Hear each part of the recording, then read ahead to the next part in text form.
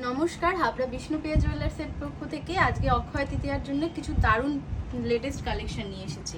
দেখতেই পাচ্ছ এখানে কত ভ্যারাইটিস আছে। হিউজ সব কালেকশন দেখো সাজানো, শাখা পলা থেকে শুরু করে নেকলেস, আংটি, কানের দুল, নোয়া বাঁধানো, সব সুন্দর সুন্দর নোয়া বাঁধানোরও খুব সুন্দর সুন্দর কালেকশন। এগুলো কি সব লাইট ওয়েটের উপর? সব লাইট ওয়েটের উপর।